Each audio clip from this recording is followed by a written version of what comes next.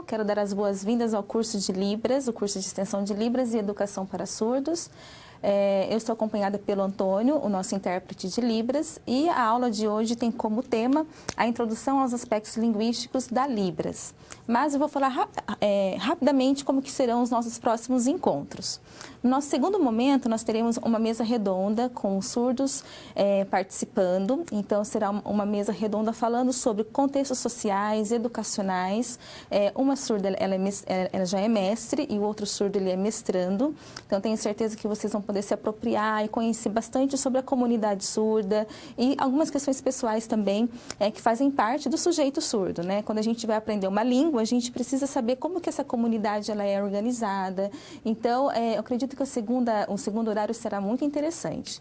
Na próxima semana, nós teremos, no primeiro momento, os estudos morfológicos da Libras, porque hoje nós vamos trabalhar a fonologia. Então, na próxima semana, como que a língua, como que os vocábulos eles são criados através, então, da morfologia. Nós vamos estudar também como que são organizadas as frases, a sintaxe no segundo momento. Nós teremos uma aula que vai falar a respeito do ensino da língua portuguesa e da matemática para surdos, que a língua portuguesa, na verdade, é uma pedrinha no sapato para quem trabalha com surdos, porque é uma segunda língua, uma língua estrangeira.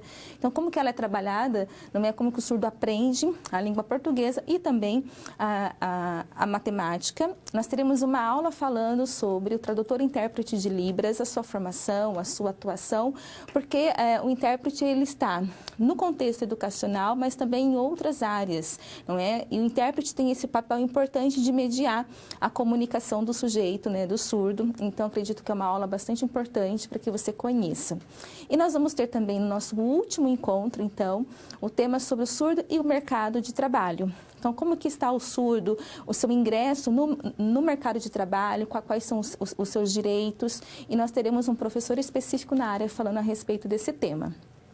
Então, para a gente terminar, nós vamos falar sobre a surdo-cegueira. Surdo-cegueira, hoje, já existem algumas diretrizes para o atendimento de alunos que são surdos e cegos. Então, nós vamos trazer uma professora da área que tem bastante experiência, que trabalha com surdos cegos, e eu acredito que você vai gostar bastante dessa aula, e é muito importante também, porque são alunos público-alvo da educação especial, que são os surdos cegos. Então, eu espero que você venha para as nossas aulas com bastante interesse, muita vontade de aprender. Nós temos os nossos canais abertos, então o chat está aberto para que você envie as suas dúvidas, as suas perguntas, enfim, para que nós possamos aproveitar esse momento ao vivo, que eu tenho certeza que vai ser de muito aprendizado e também de trocas, não é? Que a gente acaba trocando muitas informações com as suas contribuições também, certo? Eu sou a professora Sandra, eu sou formada em fonoaudiologia. Tenho uma pós-graduação em Libras e Língua Portuguesa. Eu tenho certificação pelo MEC para traduzir a língua, interpretar a língua e também para o ensino da Libras no ensino superior. E também mestrado em educação. O meu contato com a comunidade surda existe já há quase 20 anos, eu comecei bem novinha, isso não significa que eu sou velha, tá bom? Então, eu espero também trazer várias contribuições em relação a Libras, ao contato que eu tenho com a comunidade surda nesses nossos encontros, certo? Vamos começar, então? Então, na aula de hoje, nós vamos buscar alguns objetivos importantes, ou seja, no primeiro momento, compreender e diferenciar os termos linguagem, língua e língua de sinais, tá?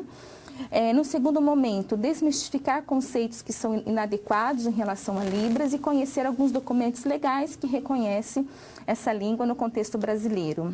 E apropriar da datilologia, dos numerais e dos parâmetros fonológicos da língua brasileira de sinais. Então, para a gente começar, eu trago aqui algumas definições importantes em relação às línguas de sinais. A primeira é que Sachs vai dizer o seguinte, que as línguas de sinais, elas existiram desde que a língua oral humana, ou também sempre onde nós tivermos surdos reunidos por mais de 2 gerações em comunidades. E Goldfull, ele vai dizer o seguinte, as línguas de sinais é uma língua visual motora criada através de gerações pela comunidade de surdos. Então, o primeiro conceito que nós precisamos clarificar aqui é o conceito linguagem e línguas de sinais e também língua. Linguagem é a capacidade que o indivíduo tem de organizar, não é? Identificando os seus pensamentos, as suas emoções, mas ele vai precisar de um veículo para representar a sua linguagem. Então, nós chamamos de língua, certo? Linguagem, língua. Toda língua, qual que é a diferença central de linguagem para língua?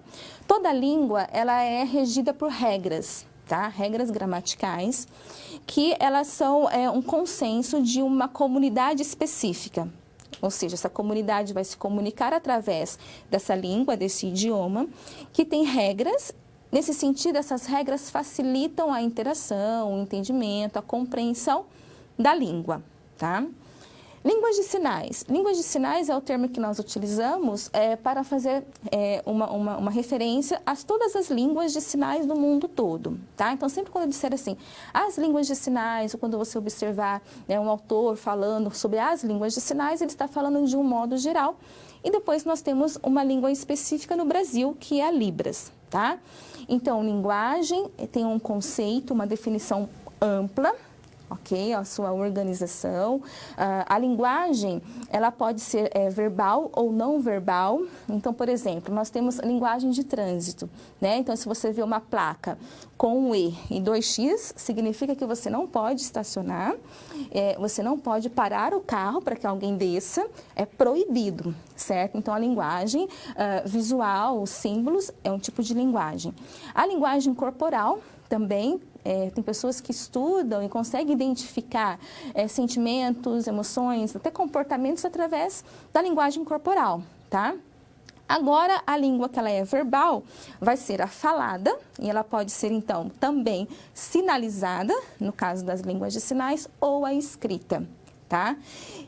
Mas nós precisamos de um veículo para representar, né, também a nossa linguagem, no caso, os ouvintes utilizam a língua portuguesa, não é? Os ouvintes brasileiros, e os surdos utilizam a Libras, que é uma língua de sinais, pensando num conceito um pouco mais amplo, ok? Então, aqui nós temos essas definições em relação às línguas. Os aspectos linguísticos da língua brasileira de sinais, ou da língua de sinais num primeiro momento, vai dizer que as línguas de sinais, elas são naturais, de modalidade espaço-visual, criada por gerações, não é? Quando nós pensamos que ela é espaço-visual, é a característica que vai diferenciar a língua de sinais da oralidade, não é? Eu estou oralizando e você está me ouvindo, enquanto que as línguas de sinais, elas são diferentes, cada país vai ter a sua própria língua de sinais. No entanto, o que assemelha as línguas de sinais no mundo todo? Todas elas são espaço visual. Então, quando você observa um intérprete, ele está sinalizando, certo? E os surdos, nossos alunos surdos, eles estão recebendo a informação, o conhecimento através da visão. Por isso que os surdos, eles falam, né? Que eles ouvem com os olhos, então com os olhos eles ouvem, e é com as suas mãos que eles falam. Nesse sentido, é uma língua espaço-visual. Quando que a Libras ela foi reconhecida no nosso país? Então, ela foi reconhecida recentemente, nós consideramos recente, em 2002, e o artigo 1 vai dizer o seguinte: é reconhecida como meio legal de comunicação e expressão a língua brasileira de sinais, a Libras e outros recursos de expressão a ela associados. Por que nós consideramos que foi recente? A Libras ela já existia em 2002. Eu comecei a trabalhar com surdos como intérprete em 1998. Então, a Libras ainda não era reconhecida, mas eu utilizava Libras, né, juntamente com a comunidade surda. Então, a Libras ela foi sendo organizada, existe uma influência da língua francesa, porque o primeiro Instituto Nacional de Educação de Surdos no Rio de Janeiro, que se chama INES, ele foi fundado com um surdo que era francês, Ernest Rouet. Quando ele funda o Instituto, os surdos começam a se juntar, não é, em agrupamentos, por causa da educação. Depois ele vai embora, né, do país, e os surdos eles foram tendo essa primeira influência da língua de sinais francesa, mas depois a Libras ela foi criando a sua própria característica. Hoje não existe semelhança, né, são línguas diferentes, a Libras em relação à língua francesa. Então, há muitos anos atrás, essa língua foi utilizada, é utilizada pelos surdos brasileiros. No entanto, ela só foi reconhecida em 2002 como a segunda língua oficial do nosso país. Então, nós temos a língua portuguesa e nós temos uma segunda língua oficializada, que é a Libras. No documento, não é, que reconhece a língua, vai dizer o seguinte: entende-se como língua brasileira de sinais, a Libras, a forma de comunicação e expressão em que o sistema linguístico de natureza visual-motora ou espaço visual, com estrutura gramatical própria, constitui um sistema linguístico de transmissão de ideias e fatos oriundos da comunidade de pessoas surdas no Brasil. Ela foi reconhecida em 2002 e ela foi regulamentada em 2005 pelo Decreto 5.626. A regulamentação de qualquer lei vai trazer algumas diretrizes importantes em relação à própria lei. Então, o decreto tem esse papel. No decreto 5.626 de 2002, que traz orientações em relação à formação do tradutor e intérprete de Libras, à formação do professor de Libras, a difusão da Libras no contexto educacional e todas as demais áreas, não é, de conhecimento, enfim. Então, esse documento vai trazer várias diretrizes muito importantes para a comunidade surda. Então, isso aconteceu em 2005.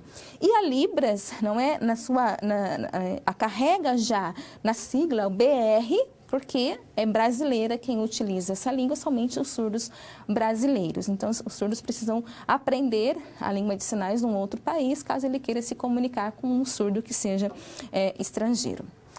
Para a gente entender um pouco mais em relação ao status de língua no nosso país e de da Libras, né, que é a língua que nós vamos estudar durante esses nossos encontros, é importante a gente primeiro desmistificar alguns mitos que, durante a educação dos surdos, houveram mais ou menos 100 anos de proibição do uso da língua de sinais no mundo todo, certo? E no Brasil também. Então, a Libras ela foi proibida. A Libras, a educação, ela começa, não é, utilizando a língua de sinais, a Libras, na fundação do Instituto Nacional, mas houveram métodos de ensino, filosofias diferentes, e em 1880 ocorre, então, a proibição da língua de sinais, porque muitos acreditavam que os surdos que utilizavam a língua de sinais, eles se tornariam preguiçosos para aprender a falar ou seria um prejuízo também para o seu processo de aprendizagem. Então, durante quase 100 anos, houve a proibição da Libras, vamos pensar no Brasil, tá? Mas outros países a mesma coisa. Da Libras no contexto educacional. E o contexto clínico, né, estudos, aparelhos auditivos, cresceu bastante durante esse quase 100 anos. O que isso fez? Isso foi disseminando, né, no senso comum. As pessoas começaram, não é, porque era proibido, era algo que poderia trazer prejuízo, enfim, alguns mitos em relação a Libras. E aí, nós temos estudos que vão apontar os principais mitos em relação a Libras. Talvez esse seja o seu primeiro contato, não é, num curso de Libras. Então, pode ser que também você acredite, olha, eu achava isso, mas não é. Então, nós vamos desmistificar alguns mitos aqui. Então, no quadro, nós temos pelo menos 6 mitos em relação à língua brasileira de sinais, mas esses mitos também, eles foram identificados em outros países que utilizam a língua de sinais, as comunidades surdas. O primeiro mito é que as pessoas acreditam ou acreditavam que a Libras ela é uma pantomima ou uma gesticulação concreta incapaz de expressar conceitos abstratos. Então, pela falta de estudos, não é, ou de se apropriar da língua, porque nós chamamos o preconceito isso, né? Quando você não conhece algo e você começa a dizer ou acreditar, não é, que é um fato a respeito daquilo que você não se apropriou. Então, muitas pessoas acreditam que a Libras ela só pode transmitir conceitos que são concretos, visuais, palpáveis. Não. A Libras, ela pode, e nós utilizamos, não é através dessa língua, podemos discutir vários tipos de temáticas. Até mesmo sinais que são, sinais na língua portuguesa, nós temos palavras, em Libras são sinais, certo? Então, sinais que são abstratos, sentimentos, então, por exemplo, amor, saudade, essa configuração, saudade, o abstrato ele é possível também de ser representado através da língua brasileira de sinais. Um segundo mito no quadro é que é uma língua universal utilizada por todas as pessoas surdas, é a mesma língua. Não, essa língua ela tem uma estrutura gramatical própria e nessa aula nós vamos aprender os aspectos fonológicos, que são as unidades mínimas para serem feitos os sinais, e são diferentes em relação à língua de sinais americana, língua de sinais francesa, espanhola, assim por diante, né? Cada país tem a sua própria língua de sinais. Países que falam português, eles vão utilizar uma outra língua de sinais. Mas por que não usam a Libras? Não, porque a língua, ela é fruto, ela é resultado de uma junção da comunidade que a utiliza, não é? E essa comunidade vai criar regras, não é? Regras gramaticais, para que se entendam. Então, os surdos brasileiros que vão, no seu ajuntamento, né, vão criando os novos vocábulos, as suas regras gramaticais.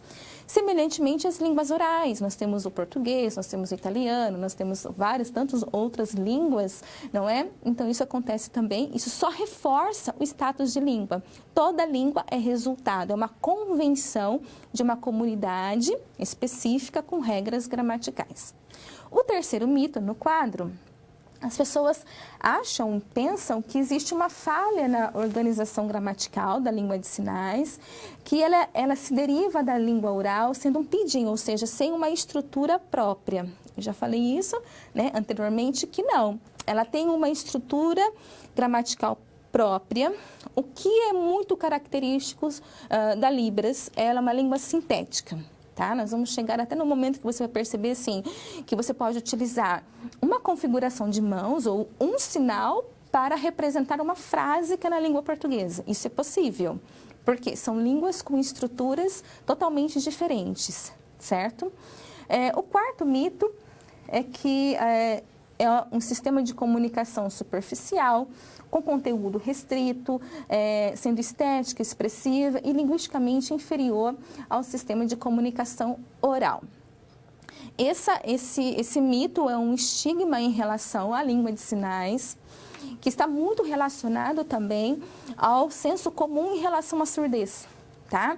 Então, claro, existe uma deficiência auditiva, mas quando nós olhamos para a comunidade como deficientes, né, como existe uma limitação, consequentemente, a língua que essa comunidade utiliza também será uma língua deficiente, né? Então, esse mito está muito relacionado à percepção que a gente tem em relação à comunidade surda. No meu contato com a comunidade surda e outras pessoas, o Antônio ele pode até confirmar isso. É muito raro você perceber, você encontrar com um sujeito que é surdo, que ele fica se lamentando porque ele nunca viu o pássaro cantar, porque ele não ouve o barulho da chuva. Isso não é comum, tá? Porque eles nunca tiveram, né? E a comunicação, a limitação, é claro que eu sempre digo que a inclusão linguística é um desafio. Né? Quando você pega um cadeirante, você precisa fazer com que ele tenha acesso a alguma instituição, precisa de várias adaptações, né, arquitetônicas, físicas, é um direito dele, mas ele está lá. Né? O cego, ele precisa também de alguns dispositivos, de alguns instrumentos tecnológicos para que ele possa também aprender o braille, enfim, mas ele consegue se comunicar. Um surdo, com a barreira da comunicação, que se ele está num lugar onde ninguém sabe a sua língua, ele está ali, mas ele não está presente, né? Não existe o sentimento de pertença porque as pessoas não entendem a sua língua. Então, a inclusão linguística é um grande desafio, até mesmo porque ela vai precisar que o ouvinte, né, ele tenha esse interesse, o desprendimento, a dedicação para aprender uma outra língua. E nenhuma língua a gente aprende em um mês, né? Nós precisamos de um tempo para aprender, para assimilar. No caso da Libras, não é? Quais são as configurações de mãos, as regras? Você vai começando, né, a memorizar, a pegar a adquirir esse novo conceito de língua, tentando fazer uma grande diferenciação com a sua própria língua, porque são estruturas diferentes, então você tem que deixar a sua língua, agora você vai usar essa outra língua, então é um processo, né? Então, a inclusão linguística realmente é um desafio. Mas quando nós pensamos nesse mito, é porque está relacionado ao estigma que muitas vezes as pessoas têm em relação à surdez, não é? Como, é uma limitação, é muito difícil, né? Claro que existe essa dificuldade com a comunicação, mas os surdos, eles não vivem, né, nessa perspectiva de limitação, né? São desafios que devem ser superados e são superados. E hoje, não é? Ainda mais hoje que nós temos uma lei que assegura, não é, essa inclusão linguística, a gente consegue observar um avanço da comunidade em várias áreas também. No quadro, o quinto mito é que é uma língua derivada da comunicação gestual espontânea. Então, existem alguns gestos que as pessoas pensam, isso é o que os surdos usam, né? O joia, né? Joia. Mas joia não significa o tudo bem. Tudo bem? Joia. Mas alguns gestos que as pessoas falam, é tudo gestos que eles usam. Não, você vai ver que realmente existem regras fonológicas, regras morfológicas, sintaxe, para que nós possamos sinalizar e o sujeito, o surdo, né, possa compreender. O sexto mito é que as línguas de sinais se restringem ao alfabeto manual. Este mito, na verdade, eu pensava isso quando eu era adolescente. Recebi, às vezes, né, algum folhetinho do alfabeto manual e eu me lembro claramente, gente, eu vou treinar para conversar com os surdos, né? Então, às vezes, as pessoas acham que o alfabeto manual, ele é Libras. Na verdade, não, né? Na língua portuguesa, a gente não fica soletrando palavras. Imagina, C-A-S-A, casa. Ninguém faz isso. O alfabeto manual, ele tem um objetivo específico, mas não é a Libras. Nós utilizamos muito pouco o alfabeto manual, enquanto nós utilizamos muitos sinais para representar palavras. Então, mais um mito em relação à língua brasileira de sinais. Eu trouxe um pequeno vídeo para mostrar para você a língua de sinais da Itália e a Libras. Então, tem legenda e você vai perceber que existe bastante diferença em relação às duas línguas. Então, assiste o vídeo e a gente já volta.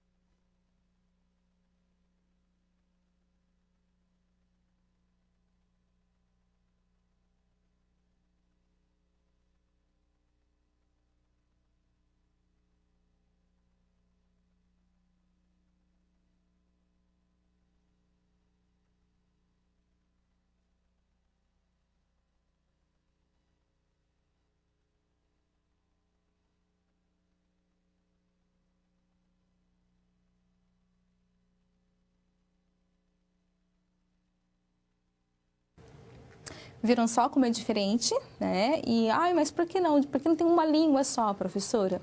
Não é possível isso com as línguas orais, porque seria possível com as línguas de sinais, né? E dentro do mesmo país, no Brasil, existem também algumas variações regionais.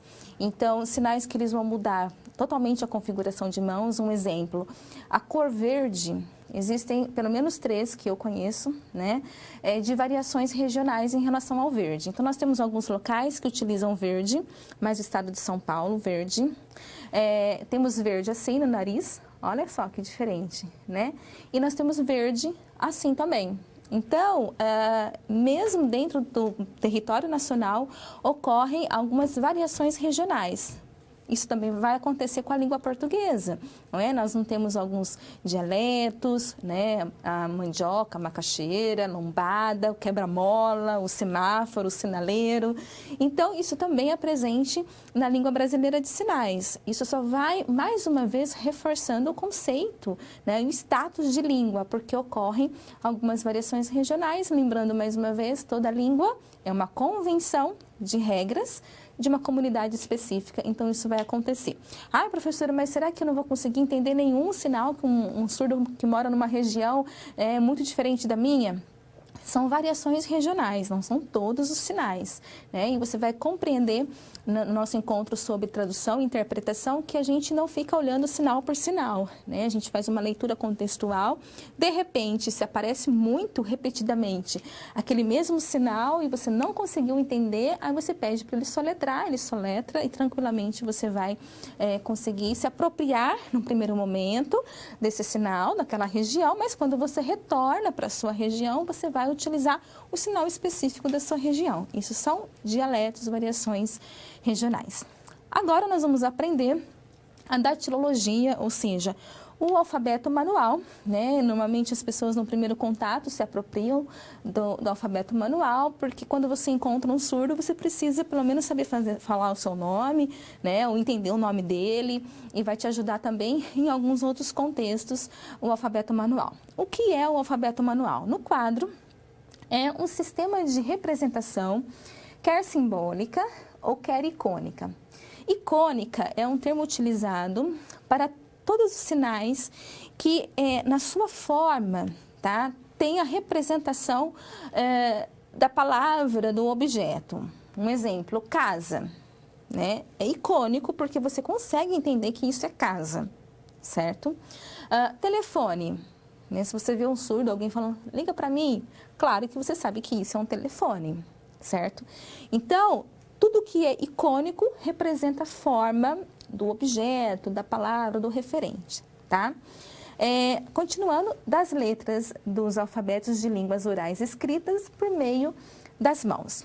Existem também algumas outras letras, e também esse conceito é muito presente na Libras, que são arbitrárias, não tem nenhuma relação com o referente, com a forma. E se você começar a observar o Antônio, ele faz vários sinais, não é, que não tem nenhuma aproximação visual com a palavra. Ou seja, a maioria dos sinais, os vocábulos da Libras, eles são arbitrários, eles não são icônicos, mas existem alguns que serão. Então, no primeiro momento, a gente precisa aprender o alfabeto manual, mas eu trouxe para você, só para a gente mais uma vez reforçar, não é? Que cada país também terá o seu próprio alfabeto manual. Algumas letras, por exemplo, do Brasil, em relação ao alfabeto da língua francesa, algumas letras elas podem ser um pouco parecidas. Nós temos o B, que é semelhante, nós temos o E. Mas outras, olha só, o F totalmente diferente, olha, o K diferente. Ou seja, cada país também tem o seu próprio alfabeto manual, que representa o alfabeto da sua língua.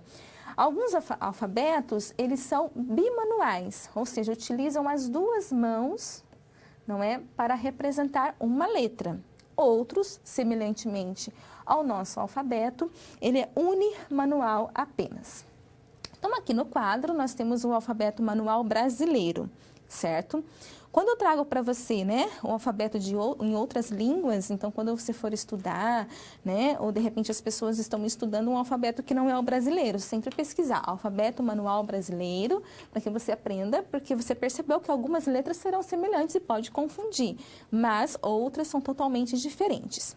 Eu vou sinalizar uma vez o alfabeto manual, vou dar algumas orientações, a gente vai fazer uma pequena atividade, porque é um curso de língua e precisa ser prático, né? Então, professora, eu tenho vergonha, não conheço meu colega do lado, agora vai conhecer, tá bom? Então, vamos lá? O A, a configuração de mãos pode ser nessa posição ou nesta posição, tá? B, C, olha só que letra icônica, não parece o C, né? D, o D precisa ficar um espaço aqui. Então, ó, D, E, F. Tá difícil? Então, faz o número 4, abaixa o indicador e segura. F, G, H. abertinho e fecha, tá?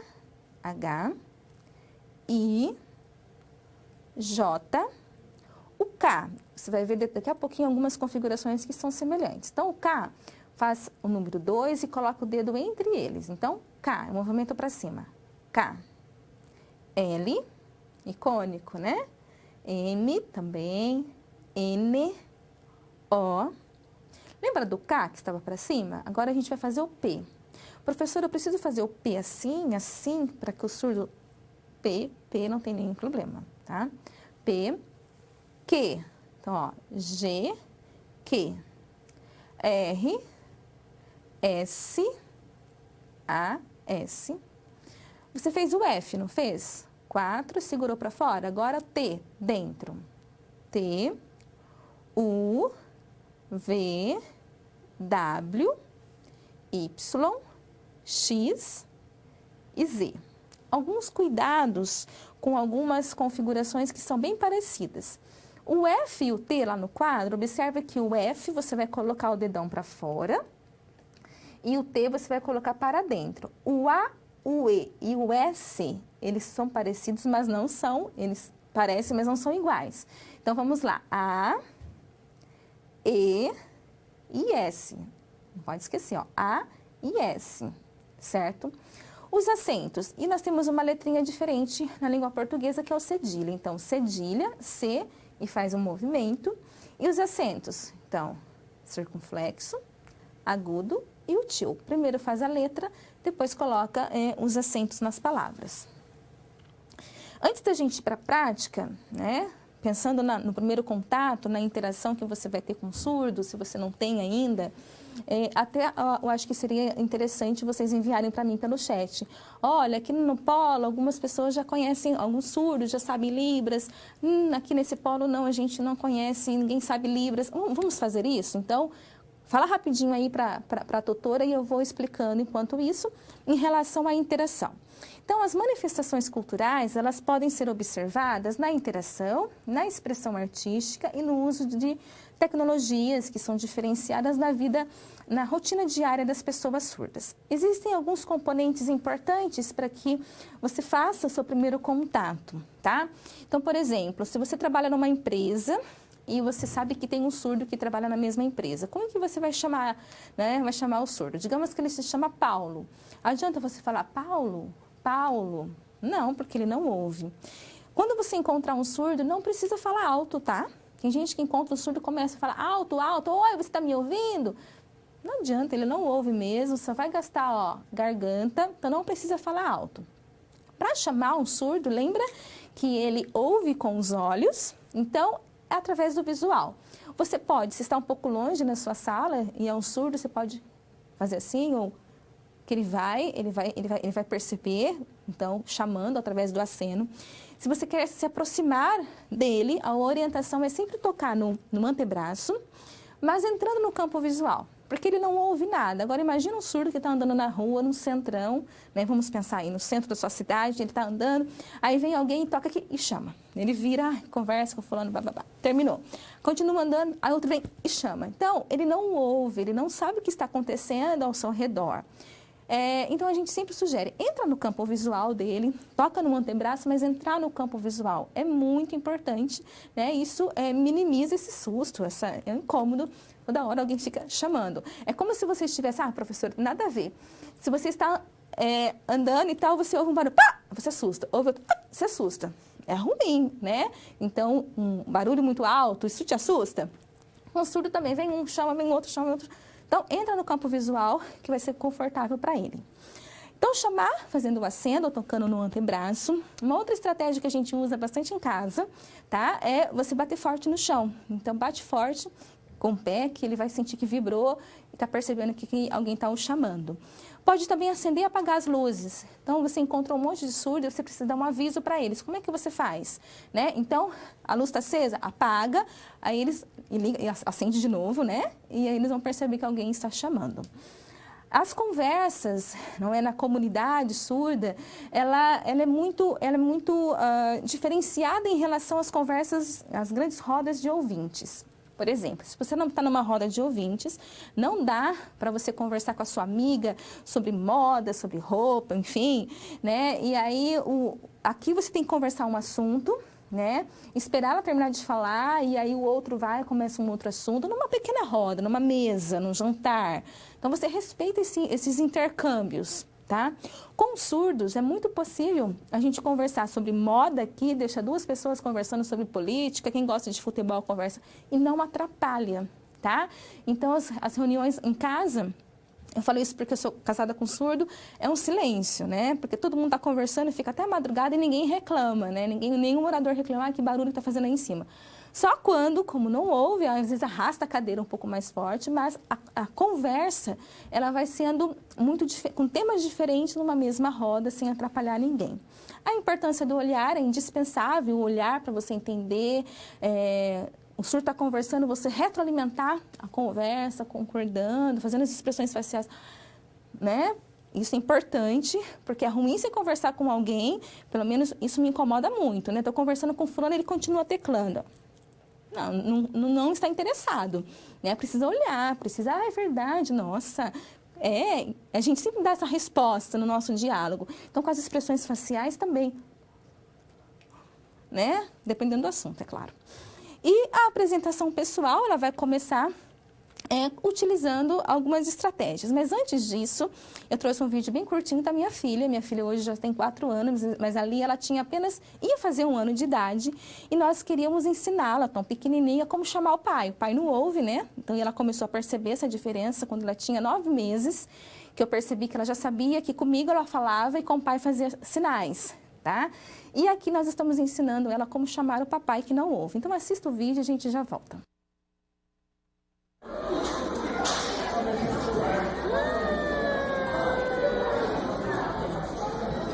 Chama o papai.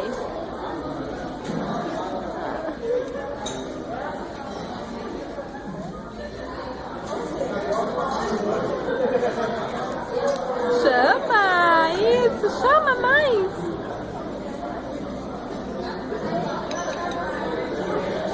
Ela quer pudim. Chama, filho, papai. Chama o papai. Chama o papai. Linda.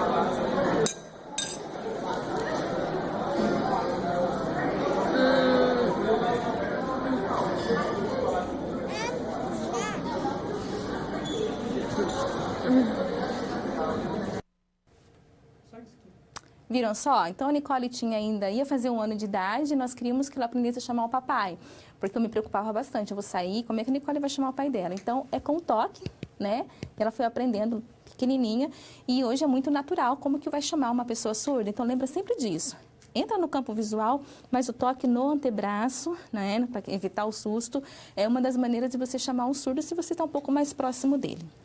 Como que acontece o primeiro contato, essa interação? Não é porque nós aprendemos um idioma que tem características linguísticas, mas o surdo ele é bicultural. Existem alguns elementos da comunidade surda que é necessário que a gente se aproprie, né? Essas que eu dei agora a respeito de como chamar um surdo é um comportamento diferenciado que você precisa ter ao se aproximar, né, nesse seu primeiro contato com a comunidade surda.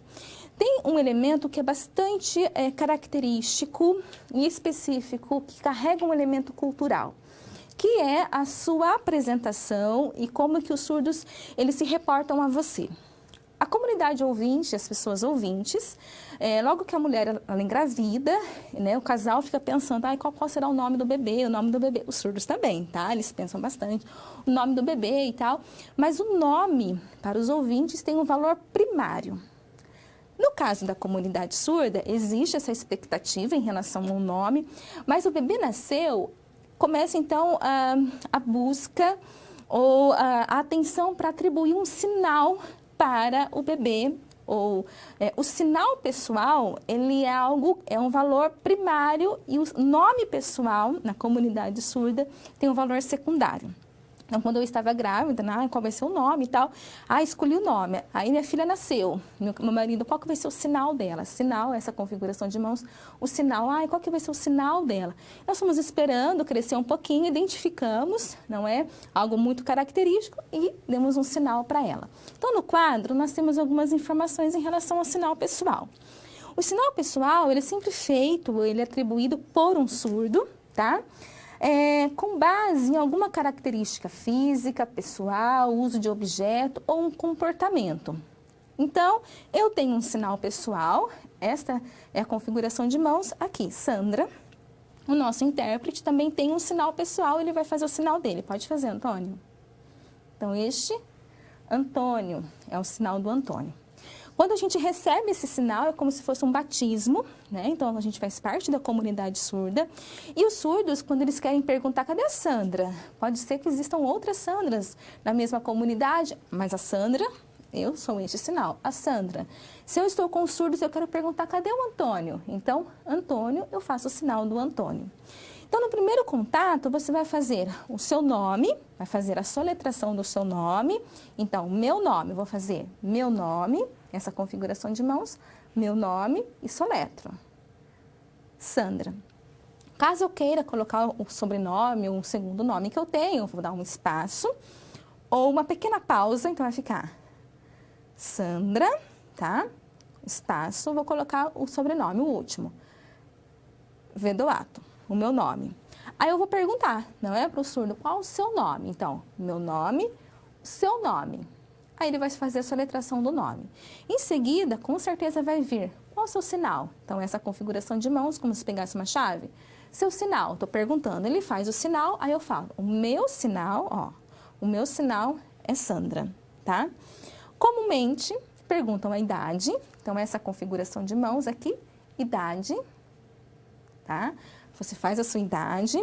E se você é surdo ou ouvinte, normalmente eles perguntam, surdo, orelha e boca, surdo ou ouvinte. Aí você fala, surdo ou sou ouvinte.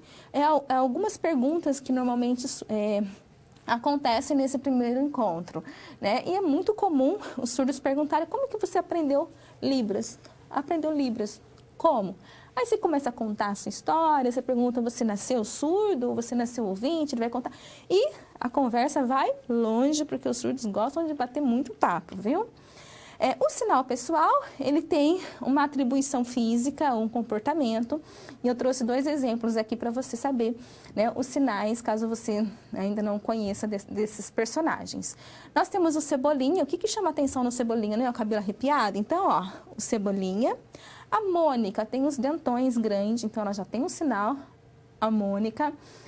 O Cascão, né, ele tem aqui, que é sujinho, né, o Cascão. E a Magali, já vi fazendo Magali com o cabelo, ou Magali também, tá? Porque come e ela gosta bastante de melancia. E nós temos o presidente, né? Então, essa configuração de mãos por causa do topete, o presidente. E a esposa, né? Essa configuração de mãos vai passar aqui, Primeiro, Michele. O sinal dela era, antigamente, Michele, mas com a posse, né? Ela usou um vestido com, né, o ombro. Então, Michele, a primeira dama. Isso significa que os surdos eles vão atribuindo sinais às pessoas que são conhecidas, pessoas da televisão, localidades. Então, o alfabeto manual, você vai utilizar para representar o seu nome, certo? Às vezes, uma palavra que você não sabe o sinal, você pode utilizar o alfabeto manual. Você vai usar o alfabeto manual para o nome da sua rua, né, o seu endereço, o alfabeto manual.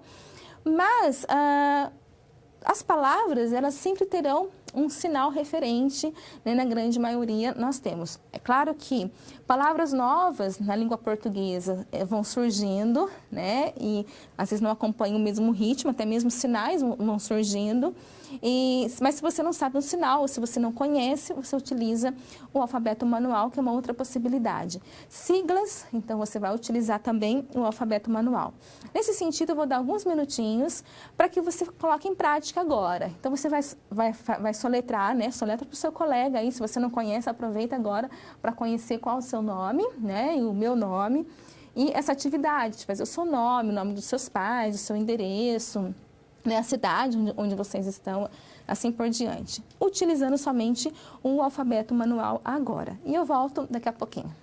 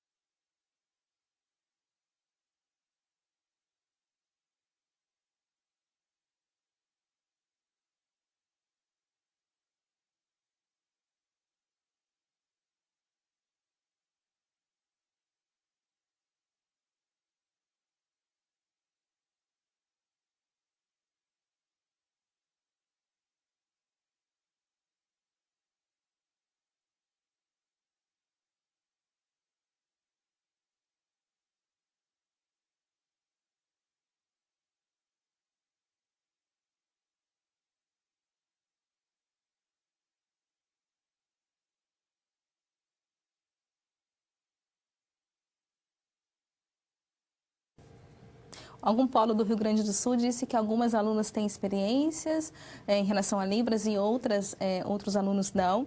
Então, aqueles que têm um pouco mais de experiência pode ajudar aqueles que estão começando, os iniciantes, né? Então, aproveitem esses encontros para que vocês troquem aí as figurinhas e vão aprendendo um pouco mais a Libras. Algo muito importante que faz parte também da apresentação, eu falei, olha, vai perguntar a idade, preciso de numeral.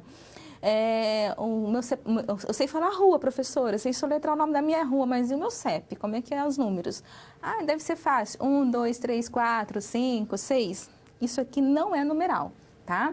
Então, se você faz isso aqui para o surdo dizendo que é o 7, ele vai entender, claro, mas isso aqui não é um numeral da Libras. Existem configurações de mãos específicas e regras também dependendo do contexto para você utilizar os numerais. Então, nós vamos ver agora alguns tipos de numerais. O primeiro são os números cardinais. Os números cardinais, eles são utilizados para você representar códigos, números de telefone, RG, CPF, número da casa, assim por diante. O que você precisa prestar atenção nessas variações de configurações de mãos, dependendo do contexto? Os números que são o 5, 6 até o 9 não sofrem nenhum tipo de mudança, tá? Mas o número 1 até o número 4, ele pode sofrer variação dependendo do contexto. Então, para os números cardinais, todas as vezes que você for soletrar códigos, o seu CPF, o seu RG, enfim, né, telefone, você precisa seguir as configurações de mãos específicas para os números cardinais, que são 0, o 0 também não sofre nenhum tipo de alteração, tá? 1, 2, 3, 4, tá? Então, a maioria são deitadinhos, é essa configuração de mãos. Depois, 5, tá? O 5 é um número icônico, né? Parece um 5. 5. O 6, faça um círculo e puxa. Não vai ficar um 6 aqui, ó. 6, 7, 8, 9. Então, nós temos 6, 9. Número cardinal. Então, nós temos 10, 13, 1 e 3, certo? 15, 1 e 15. Vamos pensar em 232, cardinal. Tenho 232. Sempre essa configuração de mãos e a orientação da palma da mão. Quando o contexto for diferente, for números ordinais, agora nós vamos acrescentar um movimento, tá? Nas configurações de mãos. Então, vai ficar assim. Primeiro, para cima e para baixo, ó. Primeiro, segundo, terceiro, quarto, quinto, movimento lateral. Quinto, sexto, sétimo, oitavo e nono. Então, são as mesmas configurações de mãos, iguais às cardinais, mas agora nós acrescentamos um movimento. Aí, nós vamos ter os números quantitativos, tá?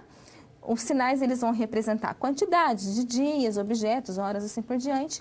E também ele vai permitir a incorporação numérica para os números 1, 2 até o número 4. Mas vamos pensar agora como que sinaliza a quantidade.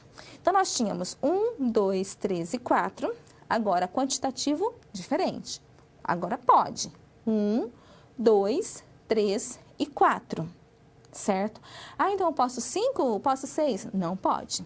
Sempre 1, 2, 3 e 4. 5, 6, 7, 8, 9. Digamos que eu pergunte para você e você me fala, ah, eu tenho 12 pares de sapato. Então, 12 sapatos, certo? Ah, eu tenho 3 cachorros. 3 cachorros, né? Não é 3. É 3 cachorros, porque nós estamos falando de quantidade. Existem também configurações e movimentos específicos para os valores monetários, quando nós vamos fazer referência a dinheiro, tá?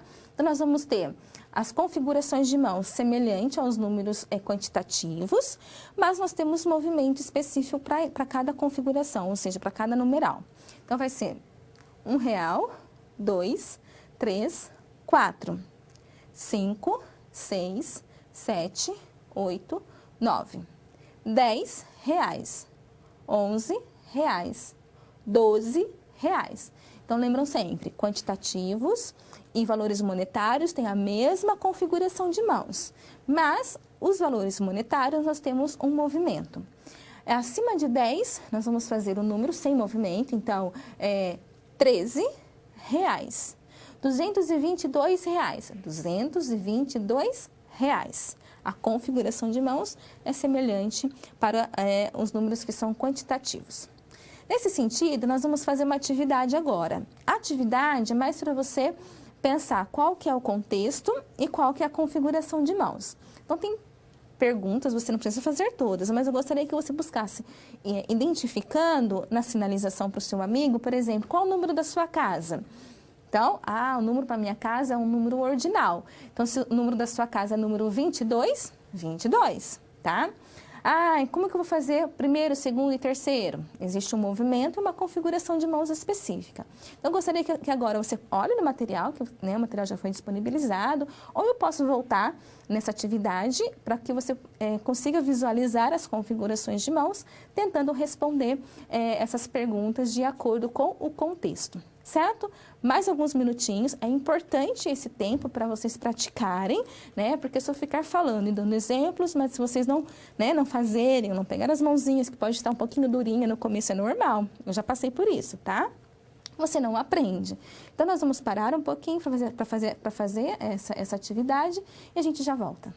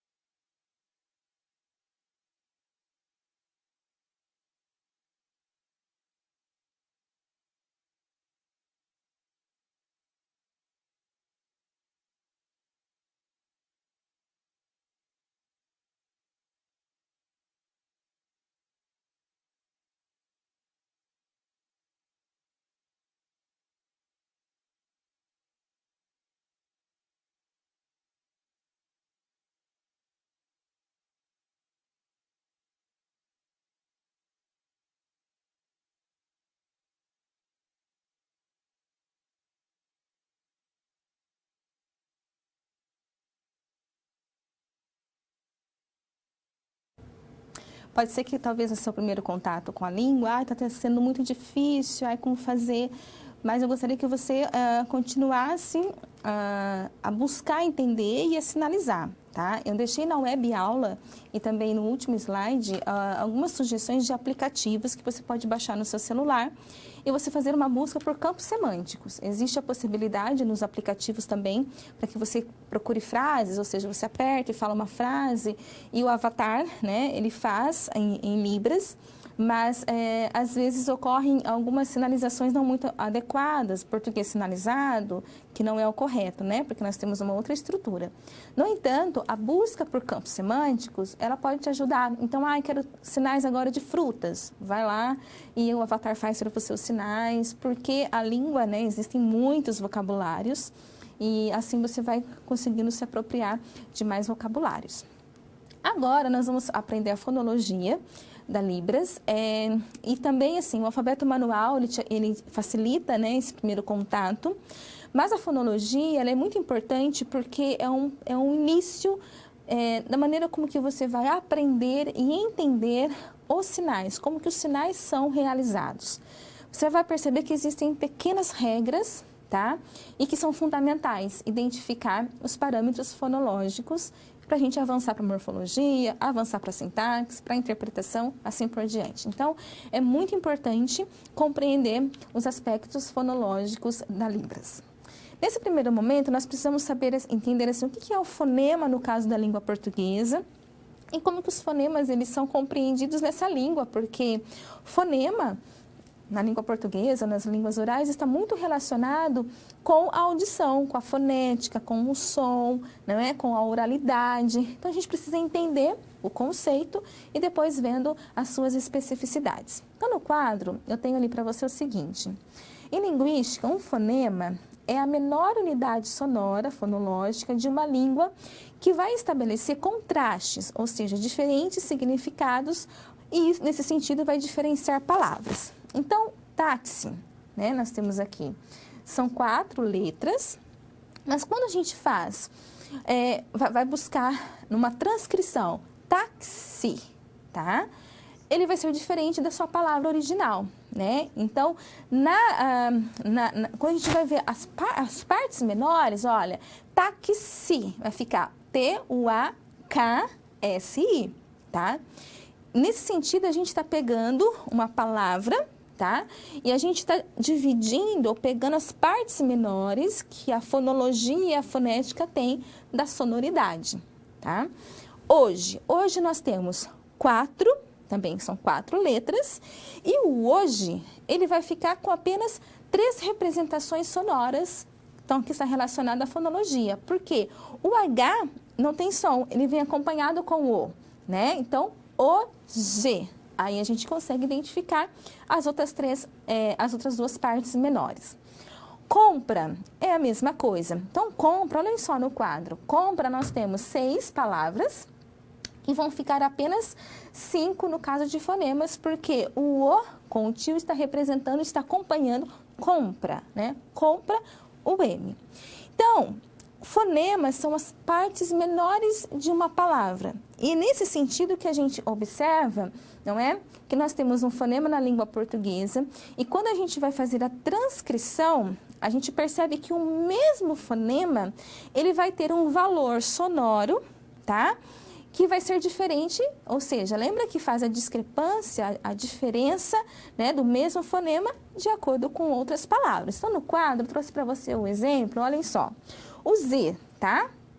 O Z, ele pode ser representado pelas letras Z, S e X. Então, quando eu falo assim, 0, o Z, mesa, S, exame, o X. Lembra que eu falei para você que toda língua é uma convenção de regras? Por que mesa a gente não escreve com X, então, se tem o mesmo peso sonoro? Não, porque é uma convenção. O mesmo é com o 0, né? Por que a gente faz o 0 do Z, mas que tem o mesmo som da mesa? E é com S. É uma convenção. Então, mais uma vez, você nunca mais vai esquecer disso, né? Toda língua é uma convenção de uma comunidade específica. Então, é uma regra, certo? Então, na fonética, a gente vai estudar as partes menores, tá? E a gente começa a perceber que na transcrição fonética, ele vai ser acompanhado também de uma leitura da própria letra. Então, o J, né? G, mas para criança, né, no processo de alfabetização, o janela é uma coisa, mas o J tem uma outra palavrinha, né, porque ele é acompanhado de sonoridade, certo? Então, os fonemas na língua portuguesa. Agora, a fonologia, então, no seu conceito, estuda diferenças fônicas intencionais, distintas, que estabelece a relação e fazendo essa diferenciação, uma combinação de sons para criar, então, essas palavras, e essas palavras, elas terem sentido dentro de uma frase. Vamos pensar, né, numa técnica que é bastante utilizada no processo, até mesmo terapêutico. A minha primeira formação é fonoaudiologia. E com surdos, como é que a gente vai trabalhar o processo de aquisição e compreensão dos fonemas? Nós ouvintes, quando nós estamos falando palavras, nós utilizamos fonemas, né? Pequenas partes, com a junção serão palavras. Mas todos os fonemas, eles são diferenciados pelo ponto e o modo articulatório. Então, vamos pensar no fonema P e B. E você vai fazer esse teste comigo. Fala para mim, pato. Mas coloca a sua mão na frente da sua boca, ó. Pato. Fez? Pato. O P, ele é plosivo, ó. Pato. Você sentiu um arzinho aí, ó. Pato. Agora você vai fazer com o B, bola. Coloca na frente da sua boca, bola. O B não é plosivo, mas o ponto articulatório é o mesmo. Então, no quadro, vamos identificar só para você conseguir observar isso. Então, nós temos o P, vamos achar aqui, ó. O P e o B não é o mesmo modo, né? O modo é a forma da boca, é o mesmo. O que vai mudar, não é? Quando você vai executar o fonema. Então, o modo, mas o ponto é o mesmo, desculpem. O ponto, a forma é a mesma. O modo, o jeito é diferente. Um é plosivo e o outro não é plosivo. Então, o surdo, a criança surda, ela começa a aprender sem a audição, né? Porque não ouve, diferenciar pequenas partes, palavras, né? Nesse sentido, vai se apropriando da oralidade, que é muito possível para os surdos. Só mais um outro fonema. O F, tá? De faca, né? Então, você vai colocar a mão na frente também e vai fazer faca, ó. Faca. Soprou, não soprou, ó. Faca. Tem um vento agora, não é plosivo, ó. Faca. Vaca, tá? É muito parecido. É o mesmo ponto articulatório, mas o modo vai ser diferente, ó. Vaca. Não teve nenhum soprinho, mas se você colocar a mão aqui, ó, vaca, vibrou. Nesse sentido que o surdo, como não tem um retorno auditivo, ele vai aprendendo os fonemas. Mas todos nós falamos, não é? Com ponto e modo articulatório para todos os fonemas, mas de modo semelhante.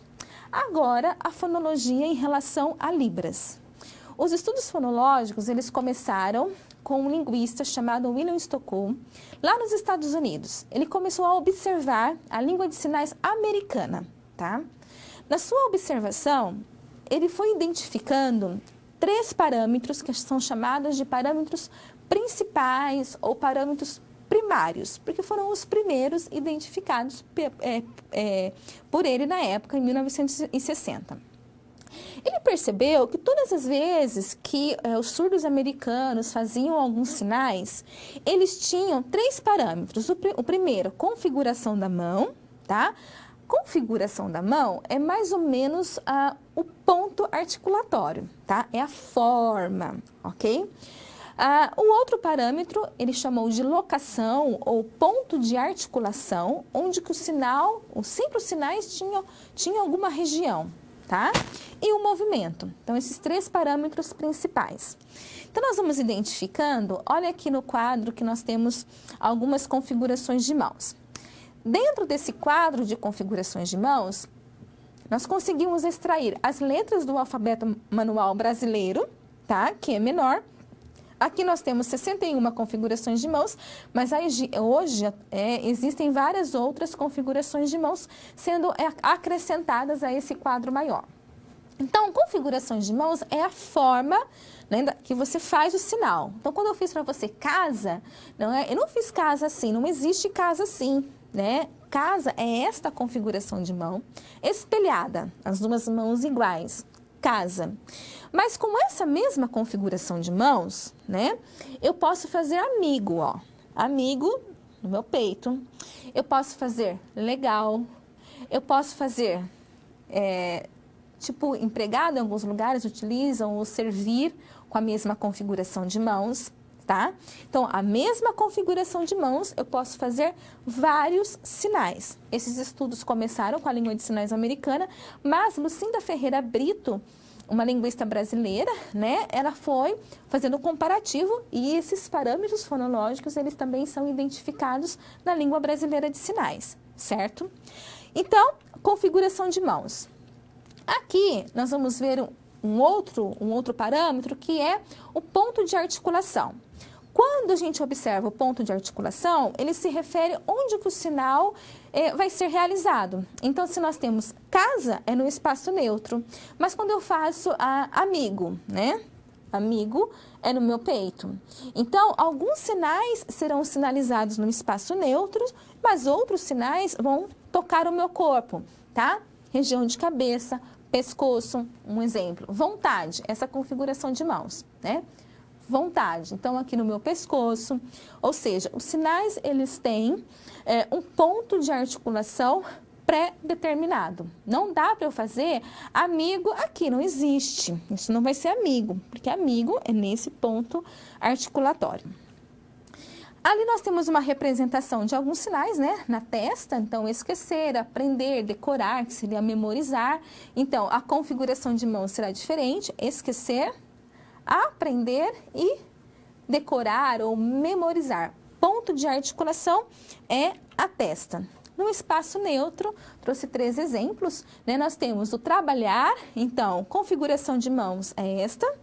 Trabalhar, brincar, esta configuração de mãos, brincar ou paquerar. Olha só como é importante saber o ponto de articulação adequado. Trabalhar é no espaço neutro, esta configuração e este movimento. Quando eu toco a minha cintura e faço a mesma configuração de mãos e o mesmo movimento, agora será primo, né? Então, é importante saber que existe um ponto articulatório para representar aquele sinal. O terceiro parâmetro é o movimento. O movimento, a gente pode observar que existem também tipos de movimento. Então, no quadro, eu trouxe que é o deslocamento da mão, certo? No espaço durante a realização do sinal. E esse sinal, alguns sinais terão realmente um movimento, outros sinais, eles não têm movimento. Então, professora, todos os sinais têm movimento? Pode ser que não. Então, observe que nós temos aqui o movimento retilíneo, né? Helicoidal, circular, semicircular. Um exemplo de movimento retilíneo, encontrar. Então, são essas duas configurações de mãos. No espaço neutro, encontrar. Movimento retilíneo, ó. Encontrar. Helicoidal, vamos pensar no diesel ou até mesmo o óleo, essa configuração de mãos, tá? Helicoidal. Nós temos circular, horas, eu posso falar assim, 1 hora, tá? De duração, 1 hora. A aula teve 1 hora. O movimento circular, semicircular, vamos pensar num sapo, então uma mão configurada assim, essa outra, semicircular, né? Sinuoso, um navio, ele tem esse movimento, né? Sinuoso. Angular, escrever, que vai ter esse tipo de movimento. Então, olha, eu aprendi a configuração de mãos, o ponto de articulação, mas eu preciso saber se o sinal tem ou não movimento, né? E aí você vai buscar sinalizar de acordo com o movimento. O William, ele identificou os 3 parâmetros, né? Os parâmetros primários, configuração de mãos, o ponto de articulação e o movimento. Depois, outros linguistas, eles foram observando que os sinais, eles também são acompanhados de mais 2 parâmetros fonológicos. Então, no quadro, nós temos orientação das palmas das mãos e os traços não manuais. A orientação da palma da mão está muito relacionado e né, uma deixa para você não se esquecer, né? Qual que é o sentido da orientação da palma da mão. Está relacionado à direção, principalmente, da palma da sua mão. Então, quando eu faço um amigo, tá? Eu não posso fazer amigo para baixo, porque isso não vai ser amigo. Às vezes os surdos brincam, né? Tirando sarro, você não é minha amiga de verdade. E fazem isso, mas isso não é um sinal, né? É uma brincadeira. Então, a orientação da palma da mão está para cima, certo? E um exemplo bem clássico e claro para que você possa né, guardar o que é a orientação da palma da mão é com o nome. Então, quando eu pergunto o seu nome, tá? Eu vou fazer esta configuração de mãos. A minha palma da mão está virada para frente, certo? Então, eu faço nome, né? Eu faço o levantamento de queixo, que é uma pergunta, né? Qual o seu nome? Uma pergunta, qual o seu nome? Aí você faz o seu nome. Quando eu vou me apresentar, não é? Eu vou dar a resposta, falo, orientação da mão para frente, agora o contrário, o meu nome, tá? Então, ó, o meu nome. De repente, você está perguntando para o surdo, né, qual o seu nome, mas você está fazendo com a orientação de mãos ao contrário. Você fica lá, qual o seu nome? Qual o seu nome? E o surdo fica esperando você falar o seu nome, né? Porque é o meu nome. Então, a orientação da palma da mão é a direção da palma da mão e também a direção do sinal, né? Então, se eu for utilizar o verbo ir, né? Estou ir. Não posso fazer ir assim, né? Então, visualmente, a gente entende que vir é diferente de ir. Então, a direção também está relacionado à orientação da mão. O último parâmetro são os traços não manuais, que são as expressões faciais, né? As expressões faciais, eu trouxe algumas aqui para você, raiva, nojo, medo, tristeza, surpresa, alegria. Mas as expressões faciais é um parâmetro fonológico muito presente na conversação, na utilização da Libras, né? Porque as expressões faciais, elas ajudam, têm esse objetivo, nos ajudam a transmitir o exato sentido, tá? Às vezes as pessoas falam, nossa, mas aquele surdo estava tão agitado. E às vezes o surdo estava contando algo que precisava de expressão facial, movimento, porque não é apenas o rosto, né? Mas o corpo também diz muito, né? Se na linguagem corporal a gente consegue entender, né, algumas reações, alguns comportamentos, algumas coisas que não foram ditas, mas o corpo está dizendo, aqui, utilizando a Libras, o corpo também vai dizer, né? Quando nós pensamos assim em algo que é muito grande, né? Eu falo assim, a casa ela é enorme, né? Então eu faço casa enorme e eu amplio também meu ombro, porque é grande. Mas se eu falar que a casa é pequena, casa, se eu fizer só isso, casa pequena, entendeu? Mas a casa pequena, eu vou também fechar o ombro, né? Pequena. Ou seja, as expressões faciais e corporais é um parâmetro indispensável na Libras. Que nós ouvintes, né, quando a gente começa a se apropriar dela, a gente começa a ficar também preocupado em como utilizar as expressões para representar o exato sentido. Tá? Então, não adianta, às vezes, você fazer muitas expressões, mas que não tem relação com o sinal, né? Às vezes fica, nossa, que exagero, é muita coisa, muita informação. E você não consegue tocar, né? Você não consegue emocionar. Às vezes, é algo tão emocionante que os ouvintes estão lá chorando, né? E para você trazer o mesmo sentido, está relacionado às expressões faciais e corporais. Como que nós, ouvintes, aprendemos isso? Porque é algo nato, né? Os surdos são muito expressivos. Treinando. Então, lá na sua casa, né? Hoje você vai chegar em casa, quando você for se trocar, colocar o pijama para você dormir, você vai ficar em frente do espelho tentando fazer algumas expressões faciais. E você vai se descobrindo, né? Fazendo as expressões faciais de brava, de triste, de cansada, de alegre, de feliz. São expressões faciais importantes e a gente vai treinando e observando sempre, né, os surdos na sua sinalização. Então, nós temos 5 parâmetros principais, importantes, e eu trouxe para você aqui 2 vídeos pequenininhos da minha filha, porque ela já sabe que os sinais têm configurações de mãos. Lá ela falava, mãe, eu quero as letras, porque as configurações de mãos são as letras do alfabeto estão nas configurações de mãos. E ela queria muito fazer, ela sabe identificar os sinais através das configurações de mãos. Então assiste o vídeo, é bem curtinho. A Nicole hoje 4, ela tinha 3 aninhos, ela já sabia identificar as configurações de mãos. E é uma dica para você treinar, para vocês treinarem também na próxima semana, antes de começar a aula. Chega, gente, vamos ver configurações de mãos. Quais sinais com essas configurações de mãos? Eu aprendi esses sinais usando o aplicativo, enfim. Então, observem só a Nicole e a gente já volta para terminar esse primeiro momento. Oi, pessoal! A Nicole vai ensinar alguns sinais. Qual o sinal de mamãe? Papai, titia, amigos, bonita, legal. Quer fazer com as letras, as configurações? Então vamos usar essa configuração. Você pode fazer água.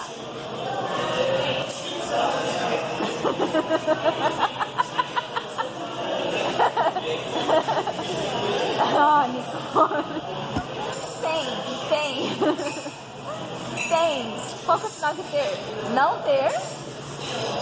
Primo.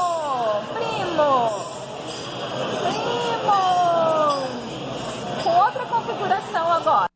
4. E aí? Conhecer. Com essa configuração. Qual? Quarta-feira. Soldado. B, aquele soldado. O que mais? Pessoa. B. O que mais?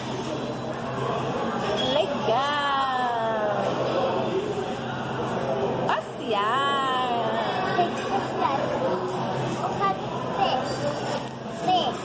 B?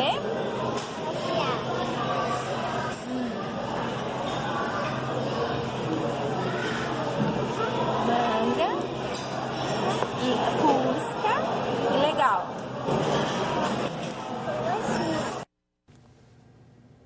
Bem, eu deixo para vocês essa dica, né, de treinar utilizando as configurações de mãos lá no aplicativo, né, fazendo essa troca. É como se fosse um stop da Libras, tá bom? Nós vamos ter um pequeno intervalo, nós vamos arrumar aqui o estúdio para receber os nossos convidados. Então, vão lá ao banheiro, né, tomar um cafezinho, tomar uma água e nós vamos continuar um curso ainda hoje, daqui a pouquinho. Então, espero vocês com perguntas, dúvidas, contribuições para que a nossa mesa seja um pouco mais enriquecida também. Daqui a pouquinho, ok? Tchau, tchau.